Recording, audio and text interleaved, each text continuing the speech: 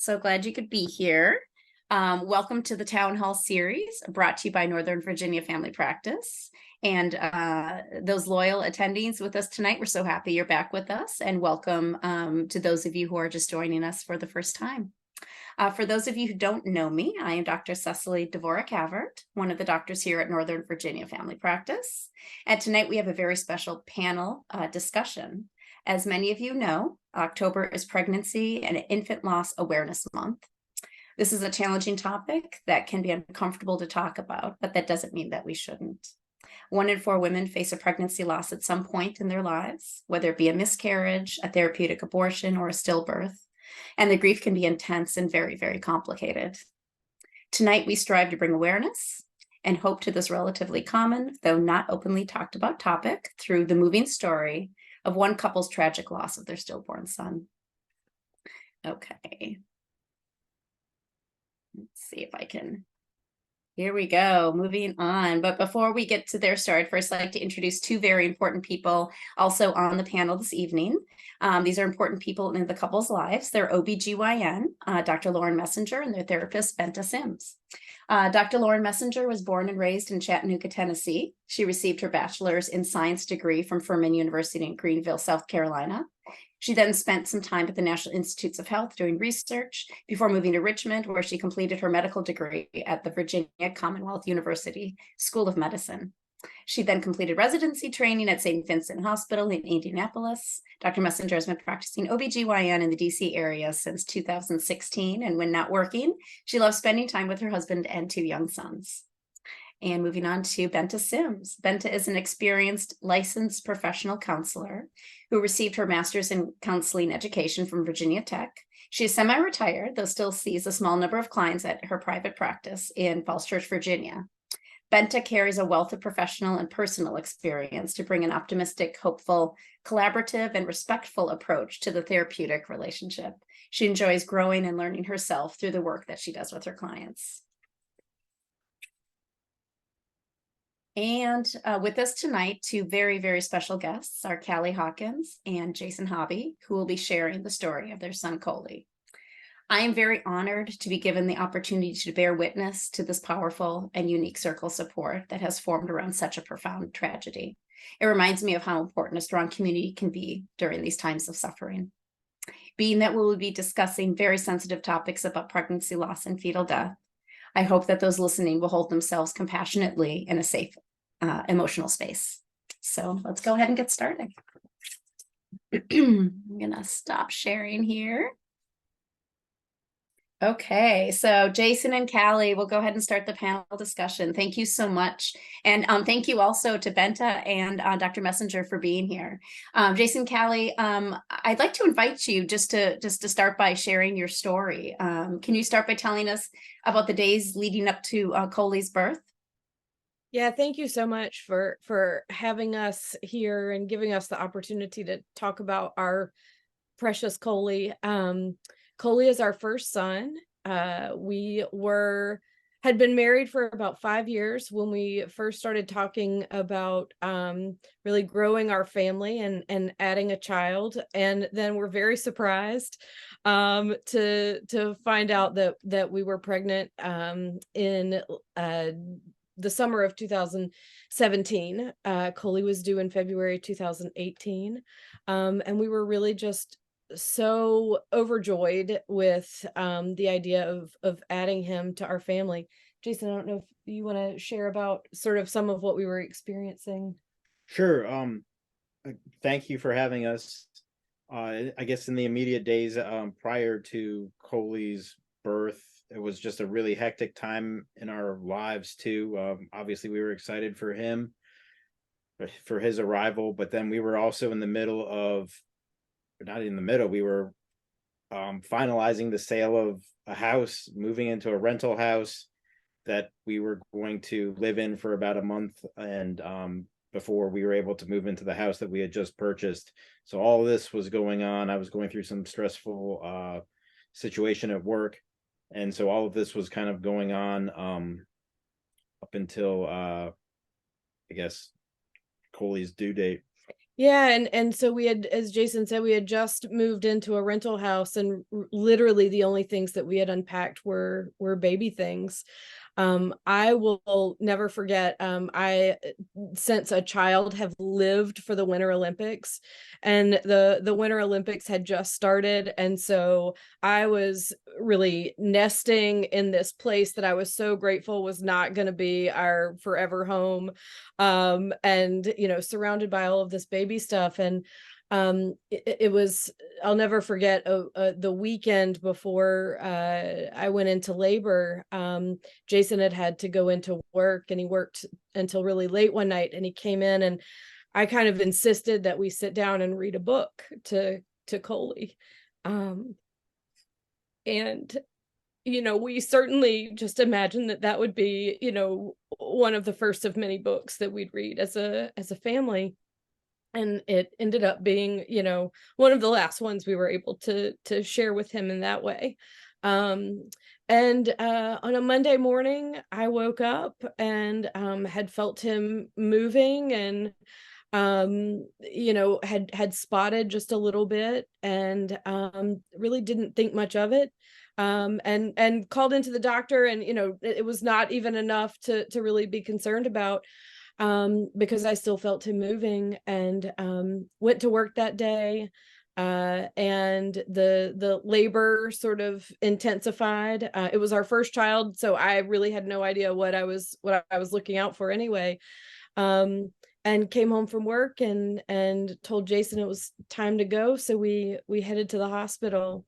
And after a completely normal pregnancy with no indication that, that things would turn out the way that they did, we got to the hospital. I said to Jason, they're going to send us home. Like, they're going to tell us it's way too early, so don't even bring the bag in.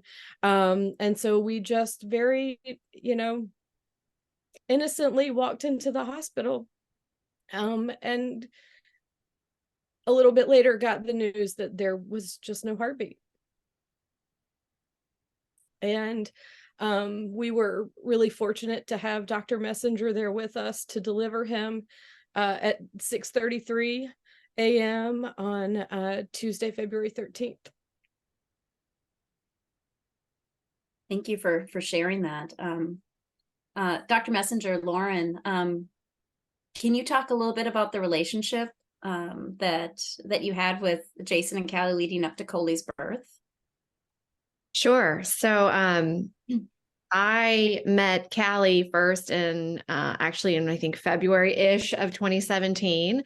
I was still within a year out of residency and practice, and Callie just came in as a patient for just a routine checkup. And there are just those people that sort of come into your life and come into your office, and you sort of feel a connection with. And I think Callie and I saw each other several times prior to her getting pregnant with Coley. And then I still remember the day she came in pregnant with Coley, saying, "I didn't think we were going to do it this fast. Is it okay?" And I was like, "Absolutely." Because they were just that couple that you just, you want all the best things for, and you're so excited for, and you go into OBGYN to be there for exactly these life situations. So, I took care of them through the whole pregnancy. And you get to know people a lot as you care for them for 9 months. And you see them a lot. And so we had this connection, I think, early on. Callie reminded me of this when we were talking, prepping for this, of her family connection to where I went to undergrad. And so those, just the little commonalities that we shared. And Callie was you guys were one of the first people that I said, "Here's my personal contact information. When you go into labor, I want to be there to the best of my ability to be there." Because how most OBs practice now, we share as a group. You can't be on call 24/7. And so, I love the group that I'm in. I trust all of those physicians with all of my patients, but Callie, I just kind of wanted to be there if I could. And so I remember where I was when I got the call on February 12th that you were in labor, and that when you got to the hospital, we had the unfortunate news that, Coley didn't have a heartbeat when he got there. And there was no way we could have expected or anticipated that, and I literally dropped everything, drove to the hospital, and did not leave until Coley was here. Yeah, Lauren, you mentioned that, going into OBGYN, you always think about, these happy moments and like, get excited, you're working with families that are expecting babies and everything. And so, there's sort of this, obviously that's what we always strive for, but then there's always the other side of it. And I'm just sort of curious, in your training, I mean, was there, you obviously, you probably had situations like this during your training, but how much, do you talk about this, or what is your experience in going through training and preparing for something like this? Yeah, it's really limited, actually, which is hopefully more conversations like the ones we're having tonight will help inform, medical training in the future. But we really don't get training on it. We get a few lectures occasionally through medical school and residency on, how to communicate with patients, how to deliver bad news. But most of what you learn is on the job training in residency, right? And so different providers will have had different exposures and different mentors. And, luckily through my training, I didn't have a lot of experiences with infant loss, but I had really good mentors with really good bedside manner. And so what I learned was, you need to be human with your patients. And, even though I don't necessarily have training in it or know the right words to say, I have learned that you just come in with your heart on your sleeve, like that patient has their heart on their sleeve, and just be there for them. But it's hard because we don't have any training. And so you don't know what to say. And there's not, I think, one right thing to say across the board. So I think that's why you have to sit and just be human with your patients. And Lauren, I think that's so great that you're able to do that, because I don't think everyone is necessarily able to do that. And I see Benta shaking her head because that's something. I mean, to sit with our patients when they're suffering and when they're in a state of grief like that. I mean, that's not necessarily a comfortable state to be in. And Benta, this is sort of how you met Callie and Jason when they were in the state. Can you talk a little bit about how you sort of became involved with their care and everything? Sure. So I heard first from Callie's sister, Suzanne, who was, I think, down here with the two of you, right? Callie and Jason. And so Coley was born and died on that Tuesday, February 13, and I use a paper calendar, so I could go back to my paper calendar for 2018, and I got a call from Suzanne on Thursday, the 15th of February in the afternoon, because I noted the time. And then she was just, I think, calling to get resources for the two of you and my practice, and to hear about my work. Callie's sister is a social worker, right, Callie? So she works in the field herself. And so I sent Suzanne my information. She shared it with Callie and Jason. And then I heard from Callie and Jason. And actually, we met the week later on the 22nd, I think it was. So I started meeting with both of them within just over a week after Coley died. So is that typical, Benta, that you start working with couples that quickly after the loss? It depends. It really depends in my work. Not usually as soon, honestly. I mean, generally, the couple is in such shock, and there's so many decisions that the couple has to make in those days and weeks and even months following the death of a child. And so I generally don't hear for, for about 3 or 4 weeks. But Mhm. I think because Callie and Jason's sister-in-law is a therapist herself, I think she jumped right on gathering these resources for them. That was very insightful. I'm glad, and I'm Yeah, glad she was connected with you, yeah, Benta, because as we know, Benta is, this is kind of your yeah, specialty, and this is, yes, you've helped so many people in our community, and I just want to thank yes, you for, for that, yes. and continuing to support us. Sure. Um, Well, I agree with what Dr. Messinger said, that it's really the most human work that we do. I mean, sitting with someone who's grieving, human being to human being, not trying to fix it or solve it, because that grief makes so much sense. It is in direct, line with how much someone loves the human being they lost in their lives. So, yeah, and I was really I'm really grateful to two mentors with whom I worked when I was moving into the field of therapy, because I changed careers. I worked in human resources before. And two of my mentors, Carol Miller and Jane Ashley, were in a private practice together, and they were my supervisors. And they both had experienced their own pregnancy and infant loss in their lives. And I had experienced my own miscarriage. Our first pregnancy was a first trimester miscarriage.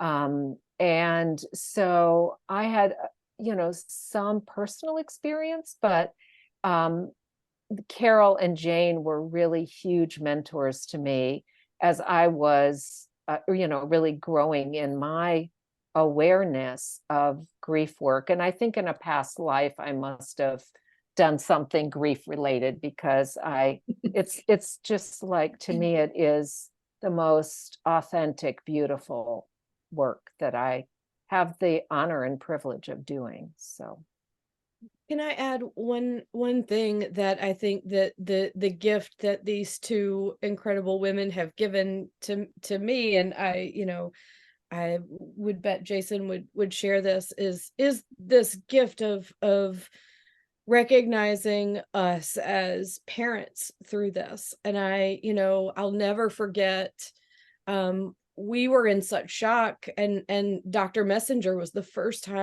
person who had seen our baby, and we had no idea, and I think there was a lot of fear on my part. He was full term and ready to be here, but you have no idea what to expect. And Dr. Messinger said, "He's so beautiful." mm. And that was the first thing that I got to hear, about my baby. And as a it was such a like a normal experience in an otherwise like completely abnormal situation. Right.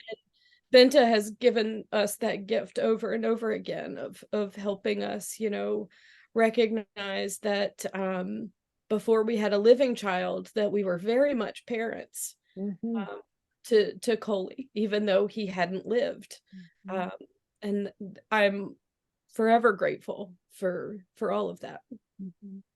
Yeah, no, that is really hard to, because you become a mother, you become a father in that moment, yet you don't have a child to come home with you. And but you still have this love for the child and everything. And it's hard because you feel as you are grieving as a parent would grieve. However, when you look at a lot of times people looking from the outside in sort of don't necessarily see you as a parent or don't see you as a mother. And I just to share also, I had a pregnancy loss at 22 weeks. I lost our firstborn son, and I remember that Mother's Day was a very hard day for me, because I still felt as though, I was the mother to this child, and yet it wasn't necessarily something that was recognized in the Hallmark holiday, right? So, Right.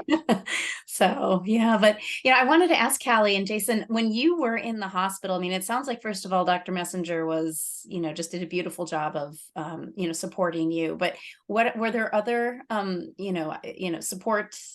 support sort of in place to help you sort of get through those first, few hours or few days that you had Coley and had to say goodbye to him? Yeah, I think the gift of time was probably the greatest gift that we had. We got to spend more than 24 hours with him because the hospital had a cuddle cot that allowed him to be in the room with us. We slept together, side by side with him in the room, and it gave us an opportunity to read to him and introduce our families to him. All of our parents and my sister got to meet him, which was, just such a gift. We were so proud, we were so proud of our beautiful baby boy. And so that was wonderful to have that time. And just all of the nurses were so incredible with us, and called him by his name and spent time with him too, making over him, and just that was really, really special. Yeah, and I just remember doing a lot of the things that I think, parents of a living child would have gotten to do. I think I cut his umbilical cord. Mm-hmm. And then I also remember the nurses bathing him and dressing him, and I think weighing and measuring, just the typical, or I guess not typical, but the standard, I guess, kind of. Mm-hmm. Take the footprints. Yeah. And those are the things that we have that we cherish. And I one of the things that I will never forget, as I was sharing with Benta and Dr. Messinger earlier, is when we left, just the incredible show of respect and support that we got to, leave in a private way, so that we didn't have to run into other families with infants. And even more than that, I think there were nurses in the hallway just sort of standing there out of honor, and it felt like such a beautiful way to honor Coley, and the fact that we were having to leave him behind. Yeah. And it just this is Sibley Hospital, right? Yes. Okay. And they, And I think, go ahead. I was going to say that they there's also a group that comes and will take photos for families, called Now I Lay Me Down to Sleep. We unfortunately, Coley was born in the middle of flu season, and so none of the photographers were able to come, but the hospital loaned us a camera and allowed us to take some photos that aren't enough, and they're what we have, and it's just so special that we have those photos of us with him, and of him with the cherished stuffed animal, and those kinds of things are so nice to have. So yeah, and it's hard, and then you have to go home. And I mean, I imagine, I'm not sure with your rental situation, but to have, because you have the nursery set up, and you have clothes ready to go, and diapers and everything. And that's I think those first, well, I mean, it's a process, but those first, especially few days when you get home, can be very hard. And then also, with lactation and the milk coming in, and so your body is also reminding you that you're a mother. So that's hard. Can you talk a little bit about those first maybe few weeks then? I mean, it sounds like you got connected with Benta pretty quickly, which is fantastic. But how did those first few weeks go, and how did, family and friends support you? Yeah, we were really lucky that we got to meet with Benta so soon, and we were really propped up by a few friends and some family who, made decisions for us and helped us, make decisions and helped make sure we had food and all of that kind of stuff. Jason, though, you went back to work pretty quickly. He did. Benta I remembers. noted in my case notes. Yes. Yeah, again, it was kind of a stressful situation at work, so I think I was back within 2.5 weeks. I also, our experience might have been just a little uncustomary. Again, we had like the dual moves, so it was on the one hand kind of trying to process what had just happened. There was the shock of obviously Coley dying. You had people coming over to visit, bring food, but at the same time, we knew we had to be out of this rental house within 3 weeks from then. And actually, I think I went to a closing for our new house The day we came home from the hospital. the day we came next day, and so I had to kind of get my frame of mind together for that. And so it was just, I remember everything was so busy regarding that. I know I probably didn't really fully process it until we had actually gotten everything into our new house, and then suddenly it was, the stuff had ran out to do. Mm-hmm. When it really started sinking in, there was nothing else, that had to be done. That's when it really started sinking in for me. And I think that I, especially at first, put so much effort into, nurturing my baby in much different ways than I had imagined. But I was, ordering announcements to let people know about what had happened, and was buying, arrangements for the cemetery, and was planning a funeral, and all of these things. And similarly to Jason, it was really hard when the doing the stuff kind of ran out. Yeah.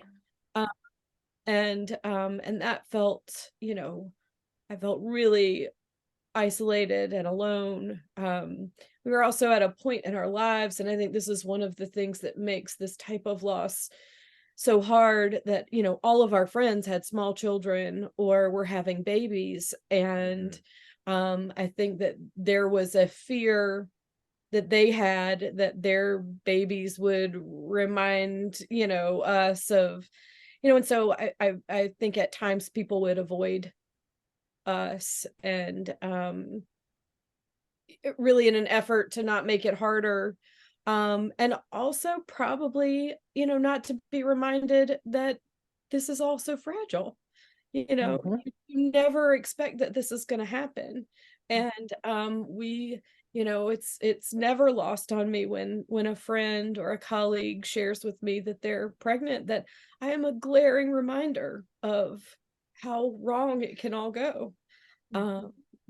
And I think that for me, one of the hardest parts was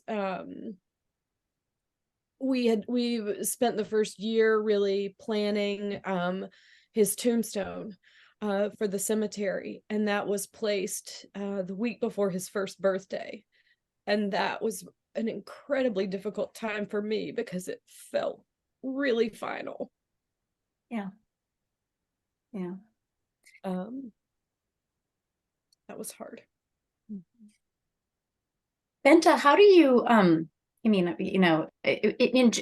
when you're supporting couples or people that come to you who have these types of loss experiences, what are some of the big things that you try? Obviously just holding space for them and bearing witness to their pain obviously is first and foremost, but are there things that you recommend to do? Just I've heard things like honoring his memory, speaking his name, things like these. I mean, so are there certain Sure. things that you can speak to? Yeah.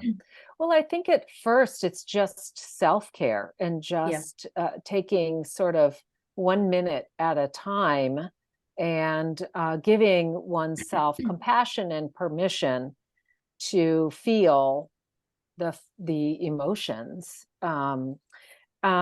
A lot of my work when I have the opportunity to work with couples is helping them sort of discuss how they're grieving and understand that each partner can grieve differently, that there's not really a right or a wrong way to grieve. And so, Jason mentioned he went back to work after a few weeks. That's pretty typical in with the heterosexual couples I've worked with, where dad tends to go back to work a little bit on the earlier side than what mom tends to go back to work. And just helping couples understand that again, there's not a right or wrong way. We talk a lot about who is in your small circle of support and how can you lean on them for support, and how can you understand what you need from them, because it may be different from different people.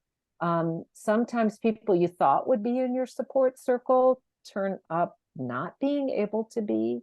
And so we talk about how do you navigate those conversations?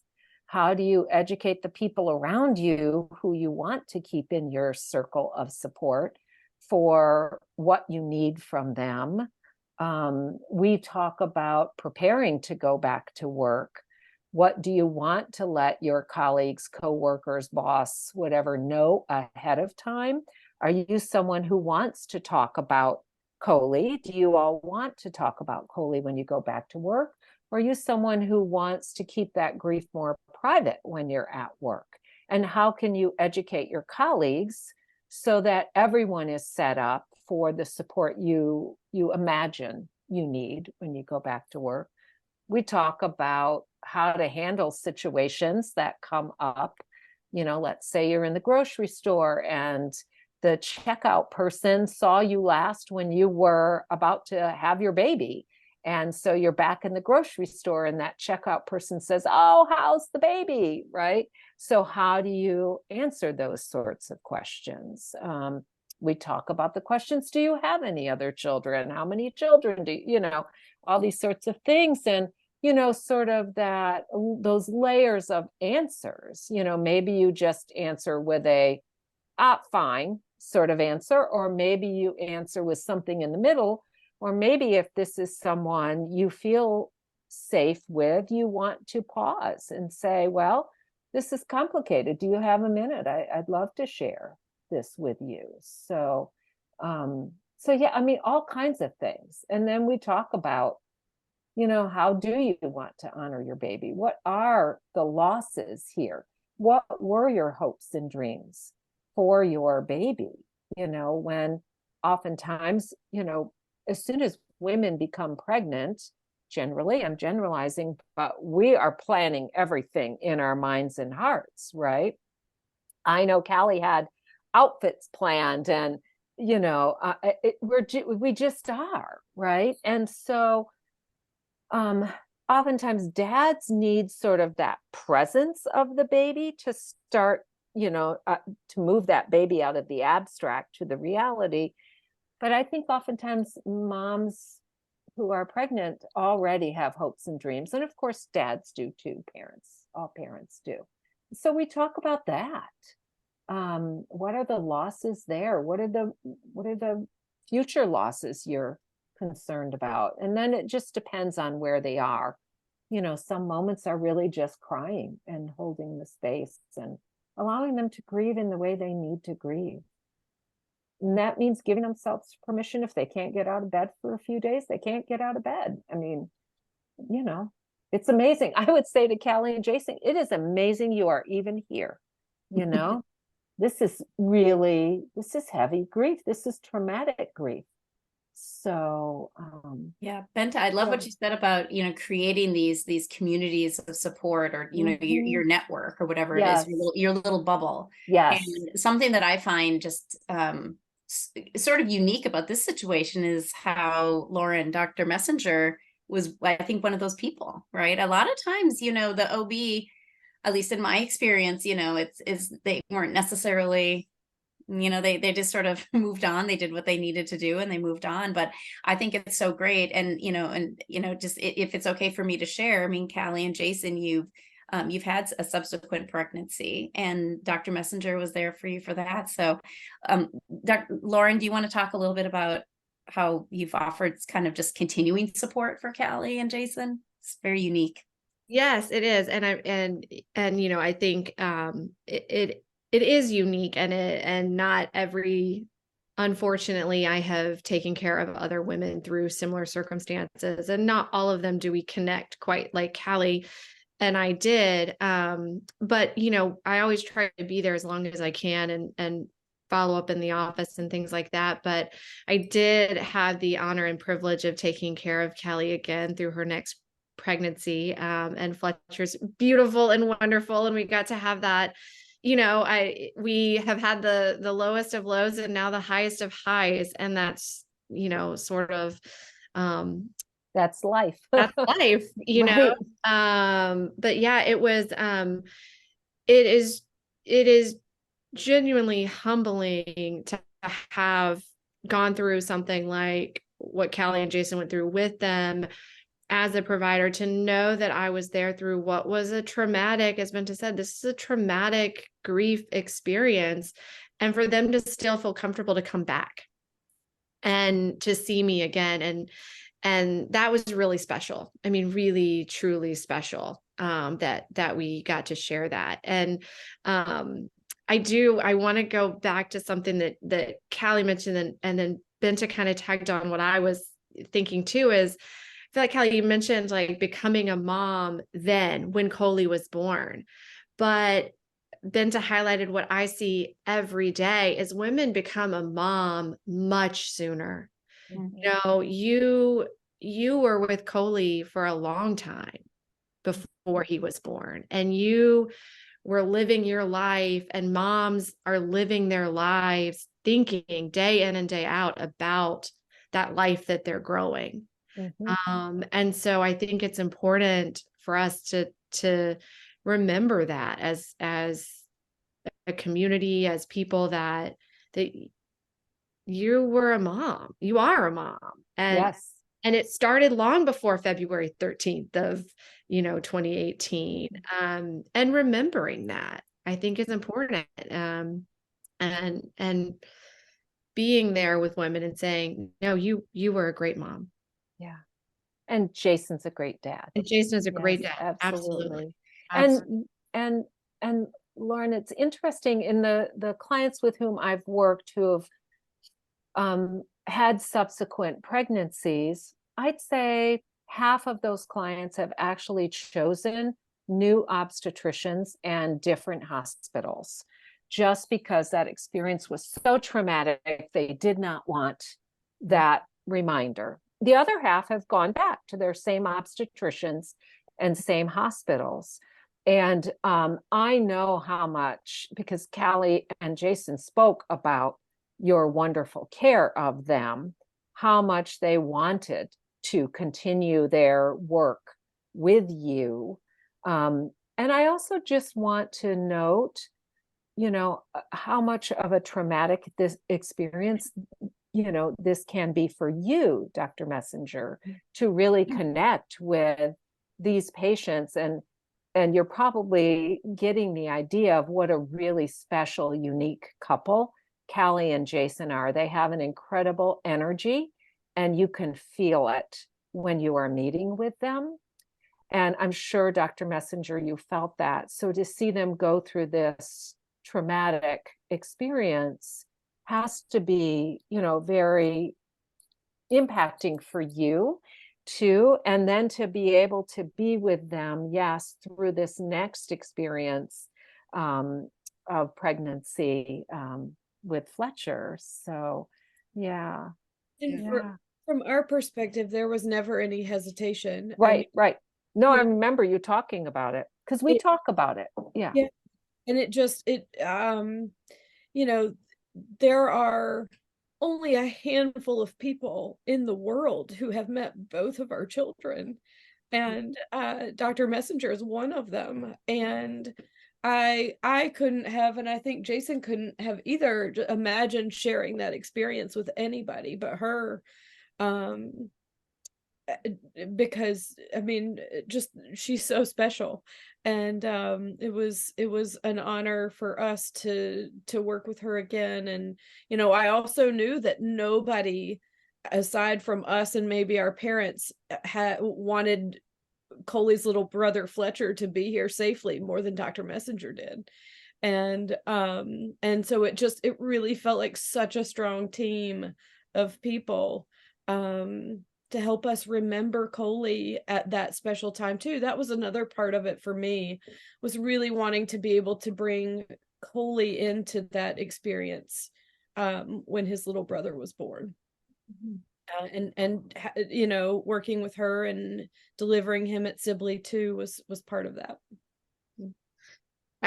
You said that the other day when we were talking, and I was like, that's true. I really wanted Fletcher here safely. Like like as soon as it could happen, because, as an OB with all of my, like, regardless of the connection that, what level of the connection is, I want all my patients to have a healthy baby, all of them. And when Of that course. doesn't, and you're right, but it is heartbreaking, and so absolutely, I'm the first one that wanted him here and was ready to be there. Callie, I would wonder what you guys, what you think about, I remember us doing this, and I don't remember if I think it was your idea. We actually did a walkthrough. We went to Sibley before Fletcher was born, before Yeah. Callie was in labor, to kind of let them be in that space before it was like go time. And I think that was your idea, but I wonder if that's something that, like, how you would speak about that to other families going through this. I think we talked about that with Benta, and that was one of Benta's suggestions, just to see. And Jason, you really liked that idea too, as another one of my support people. And it was so important to. We didn't know what kind of condition that any of us would be in at go time. And Right. to experience that flood of like being back in the same place, and that just felt like it would have been too much. And so to have the opportunity to experience that and sort of work through some of that set of emotions before, because it's, unless you're delivering a baby, you're not going to go into labor and delivery. So there would have been no other opportunities for us to visit that space.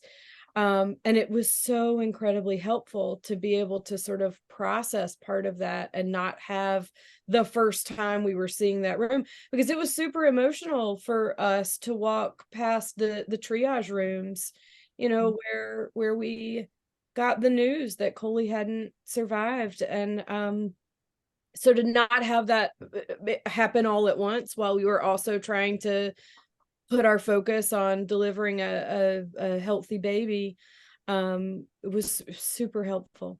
And I so appreciate the hospital for allowing that, because I know that was an unusual request, and it was something that I think made a world of difference to me. Yeah, I just would echo what Callie said. And I guess Callie had actually been back in the hospital for the OB visits. It was my first time back in the hospital, I think. Well, maybe we went there once for Thanksgiving just to See the off. nurses. Yeah, met them. You did, yeah, I remember. First time I made the walk back to labor and delivery. I think it was our first time actually back in that wing, seeing the room where Coley was born, seeing the triage room. And it was just I remembered being there, but everything from Coley was just such kind of like in a fog. It was almost like surreal, kind of seeing some of these rooms and being like, wow, this is where where Coley was born. you know Yeah, no, Benta, I think that was a great suggestion. And, and actually something just popped up in the chat, and I meant to mention that, for people that are listening, if you have any questions, comments, anything, please feel free to drop them in the chat, and, we'd be happy to answer your questions. I think now's a good time. Benta, there's a question about how long did you work with the couple? I think that's up to them to disclose. We still meet with Benta weekly, and have since February 22nd, 2018. It's just been such an enormous part of our moving with our grief and all of the changes in our lives. And it was, I think vital to our ability to have another baby, to even try. Just the continued work with Benta. One of my big fears was, am I going to have enough room in my heart for loving two children? And what is, how is having another baby gonna change my relationship with Coley? And so working with Benta has just, I think, in many ways made all of that possible for us. So we still meet with Benta weekly. Just to kind of build off what Callie was saying, I just remember that was one of our experiences that I remember talking with Benta after our second son Fletcher was born. It was a shock, because our only experience up to that point had been loss, and it was kind of like we came home with the baby and we're just like, oh my gosh, like, yeah, what now? And just trying to just with everything, it was processing both of what happened with Coley, and also just with making room in our hearts. Yeah. Our hearts were expanding with Fletcher too. Right. Well, yes, and that, and then recently we just have passed what would have been Coley's 5th birthday, and he would have started kindergarten this fall. And so that's been an experience as parents that you're going through, not in the way that you hoped to or expect to. So yeah. Does that, I hope that answers his question or her question. So. I think so. And then another question from Donna Matz, who co-facilitates the MIS group, the Miscarriage, Infant Death, Stillbirth Support Group. She's asking whether you had opportunities to go to support groups, or if anyone suggested it, and if you felt that was something that would be helpful for you. For us, I will say, Jason let me take the lead on that, and sort of, if I thought it would be helpful really early on, I was super resistant to a support group. And I think that was because so early on, I couldn't imagine that people could be 6, 7, 8 years out from their loss and have survived this. Like, it was just beyond anything that I could wrap my head around. And so we did not join one probably until the pandemic. And through a project that I did at work, got connected with the DC Pregnancy Loss and Infant Death Support Group in the district, and have now become super involved in that group, and they have become a real community for me. I think fewer men join that or stay involved in that. So I'm not sure it's as, it's been as much of a tool for Jason. Maybe you can speak to that, but it's been really helpful to me at this point. Yeah, I just remember feeling initially, after Coley, like the feelings were just too raw, and I didn't feel, granted, maybe I should have given it a chance. I just remember just feeling like I wasn't in the right place to immediately jump into like a support group. Regarding the group that Callie mentioned, I don't participate as frequently as Callie. Maybe part of that is just, the lack of male presence in the groups. There are a few of us though. I participate more in like the live activities, like the I don't know, The meetups. Meetups, okay. Meetups, I was gonna say meet and greets, but that wasn't the right term. Meetups. And I mean, to be fair, I mean, a lot of times I will, I'll be watching Fletcher and kind of, be sitting in the other room just listening in, or sitting in the room off camera. I don't feel like I don't feel like I can contribute to the conversation, like Callie does, especially when it's talking, mothers talking to mothers. But so that would be, I guess, how I participate.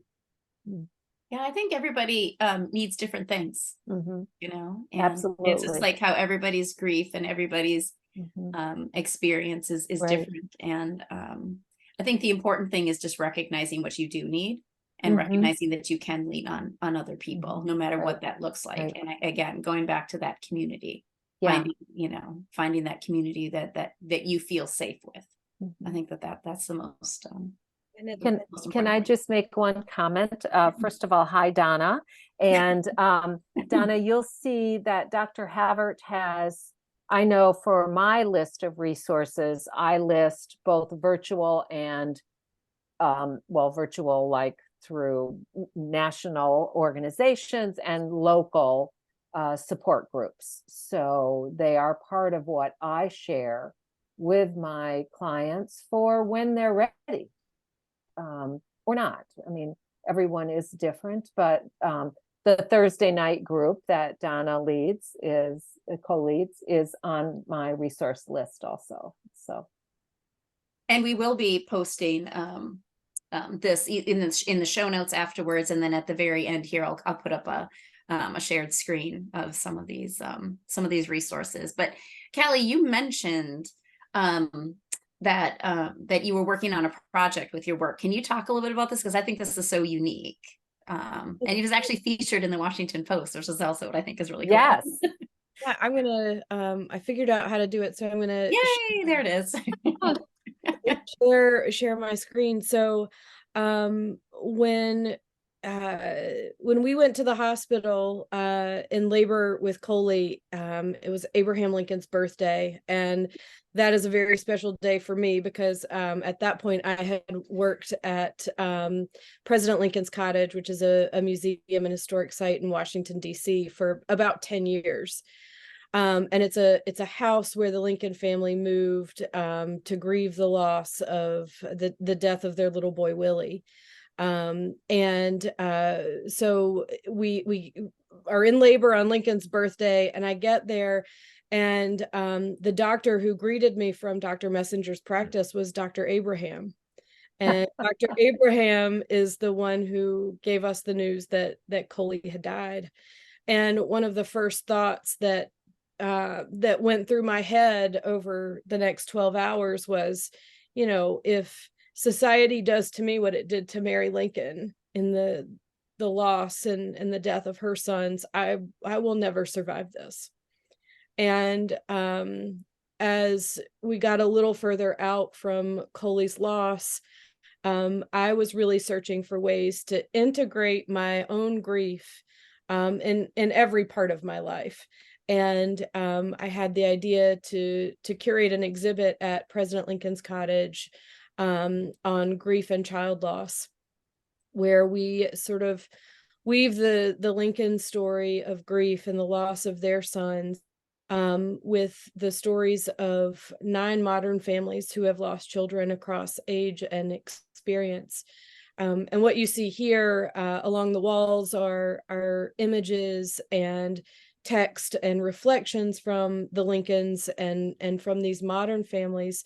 And then at the center there is a sculptural weeping willow, which is a 19th century symbol for grief. And each of the leaves that you see on the tree are removable, and the exhibit invites people who come to it to remove a leaf and write a name and a message to a child or really any loved one who has died, and hang it back on the tree. And one of the really beautiful parts of this whole project to me is that it could be sad, and certainly the stories that are told here are sad, but it's also just a room that is full of more love than you could ever imagine, because every message on that tree, and there are thousands now, are messages and testaments of love. And you know, in many ways,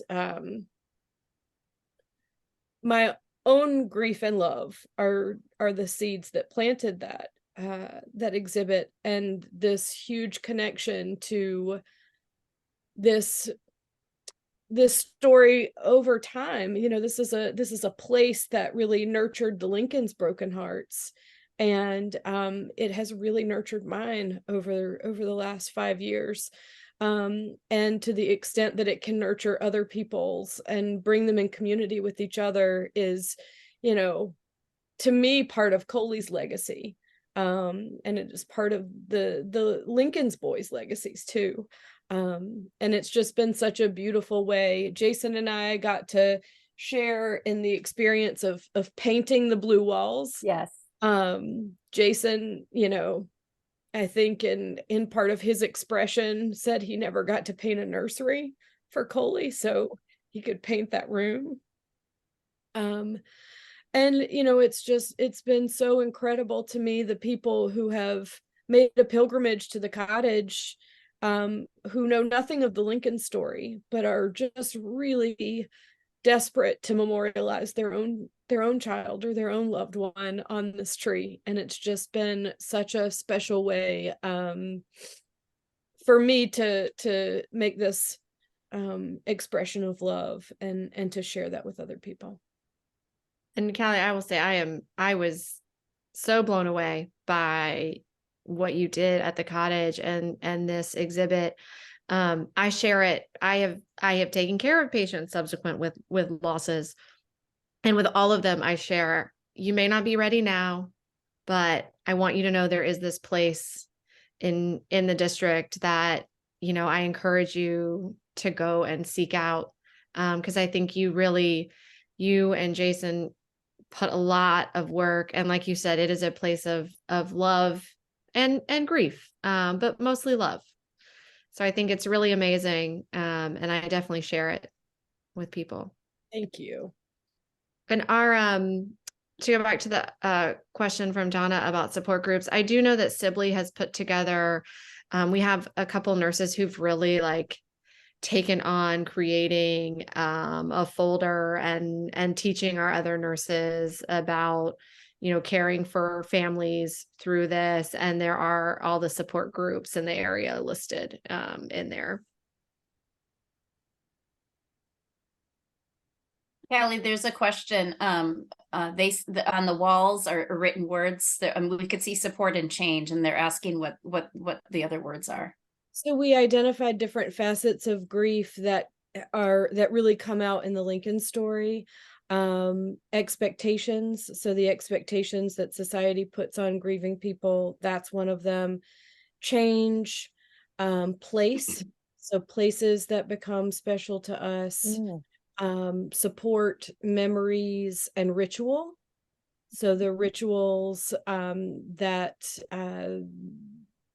we sort of take on or adopt as ways to grieve our loved ones. And I think it is so my hope in this exhibit and in the work that of the support group that we do is to really try to provide some of the support that Mary Lincoln was denied, and to really approach grief as a pervasive social justice issue. Because I think if you look through history, and my job as an historian, we are very much feeling the effects today of groups of people who have been denied the opportunity to grieve.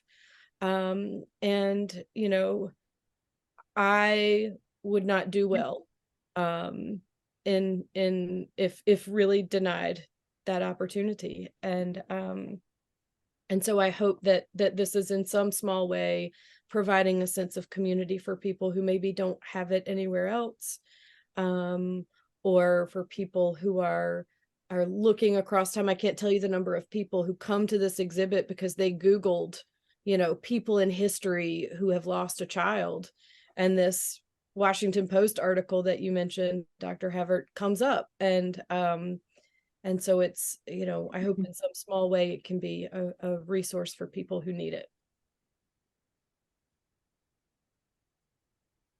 Yeah, I think it's absolutely beautiful. I mean, it's stunning to look at, but I think also the messaging behind it is just so powerful. And I really like the lighting that you have there. I think the way that I a lot of time, think of especially infant loss and the grief associated with it is it's something that's kept in the dark. It's something that's not talked about a whole lot for whatever reason. And we can, talk about the social reasons for that and everything. We could probably have a whole nother discussion about that. But what I love is the lighting, and it just sort of, it's like there's this kind of darkness around it, but then there's this in the center, there's this light. And I think that's what we really need to do as a society, as a doctor, for myself who takes care of patients too, to be able to hold these difficult feelings and being able to hold space for my patients who are going through something like this. But I think these are just the important conversations that we have to have as a society, and also as as a profession. Dr. Messinger and I, how we support our patients going through something like this. I mean, Benta, you do a beautiful job, obviously, but I think that doctors could probably do a better job. I think the two of you, I'm sure, do a beautiful job also. Yes. We try. Yes. So I don't know. I think we're kind of we just kind of ticked over the 8 o'clock hour. I don't want to keep anybody too long. Anything that any last parting words before we sign off here? Anybody? I just want to say again how amazing Callie and Jason are. As they've shown up for each other as a couple, as they've grieved similarly at times and differently at times. What an honor it is to walk alongside of them. Yeah, it's just been just beautiful to see their support for each other and their just love for Coley. So I would echo that. And thank you to Jason and Callie for being willing to share. This panel really is possible because you guys are willing to share and talk about Coley. Mm-hmm. And the synchronicity is so interesting because when Dr. Havert approached me to be on the panel and I asked, would you be interested in hearing the story of someone? And she said, of course. And I immediately thought of Callie and Jason. And so I said, well, let me speak with my clients. And little did I know, Dr. Havert, that you were speaking with Dr. Messinger, who I knew was their OB, but I can't say much about that. So, and then when it all comes together, what an amazing experience. I didn't know you, Dr. Messinger. So I certainly have heard, just fabulous things about you. And thank you again for all that you did to support the two of them. I think you said no one, but no one else wanted this baby to Fletcher to be to be born, and I was sitting there with Jason and Callie like, can you have your C-section soon or something, please? Because There I with the can't family, sleep Benta. at night, you know? You're in there with the close group of family. Yes. Oh goodness. I'm like, 37 weeks, can we do this now? You know? Yep, I heard such wonderful things about you through their care as well. And I just I think for Jason and me, just to express our gratitude for Benta and Dr. Messinger, we, would not have been able to show up for our two boys in the ways that we have without them. And I want to say a special thank you to Coley. Yes. Because, without him and the precious gift that he has been to our lives, we Yes. wouldn't be the parents that we are to Fletcher. And we wouldn't be able to be here for each other in the ways that we have. He has made us better people and better parents, and just fills our hearts with love every day in ways that we could have, I don't think, really ever imagined. So Okay, I think that's probably a good message to end this on. I think leaving with the memory of Coley, I think, is probably the best way to end this. He's what brought us together, and he should be the memory that we leave. Yes. So. But anyway, I just want to say, thank you to everyone who's joined us in this space. I know that it's not necessarily an easy space to be in, but an important one to learn how to navigate, I think. And I just want to say thank you over and over again to my wonderful panel. I've really enjoyed getting to know all of you over the last couple of months, and I'm just honored to be in your presence, and thank you so much for coming on and helping us learn more about this. Thank you. Thank you. Thank you. So we're gonna wrap this up, but thank you again to everyone who attended, and we'll hopefully see you next month at we do these monthly town hall meetings. So hopefully we'll see you next month at that next session. So have a good night, everyone. Thank you. bye. Bye.